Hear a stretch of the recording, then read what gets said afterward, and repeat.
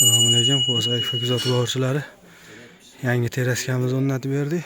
Oldinga qilib bergan ishlarimizni davomi. Hop, teraskasi qoladi bundan oldingi videolarda. Ashpastagi taxtaromlar qolgan edi. Bunisini ham o'rnatib berdik. 1.35 ga 1.94, 1.98 ga 1.94. Ikkita rom o'rnatib berdik. Narxi 4.600.000 so'm bo'ldi. Buzib, o'rnatib, penalab 2 qavat двойной aynalari bilan bez padagonligi yo'q, bittadan ochilish.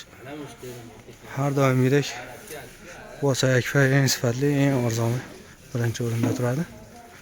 Zazorlarni ko'rishingiz mumkin, hozir ichkaridan ko'rsatib beraman. Zazorlar juda go'zal holatda. Eshik bilan rom bir-biriga qo'shilgan. Bu eshik birinchi qilingan edi. Shuning uchun diafram egasi ikkita eshikniki baland bo'ldi. Agar rom bo'lishini aytganda boshida shunga qarab qo'yardik. Eshikni yopilishi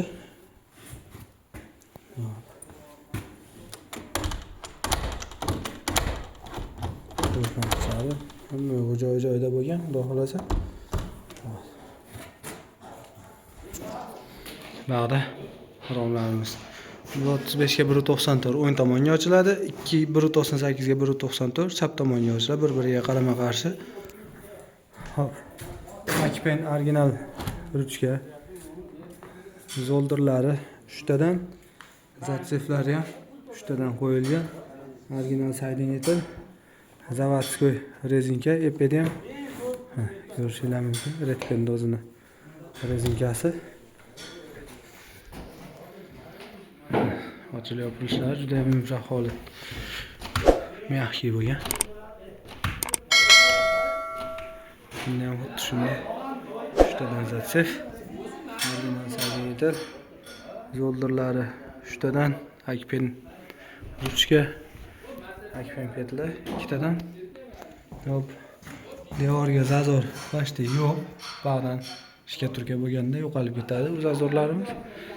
Shunisi yaxshi bo'ldi. Ishga turka bo'lganda o'ziga o'zi atko'z bo'lib chiroyli chiqadi.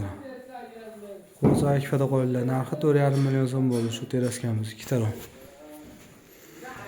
Har bitta videosini qo'yib boramiz. Qo'say kifa bilan qolinglar.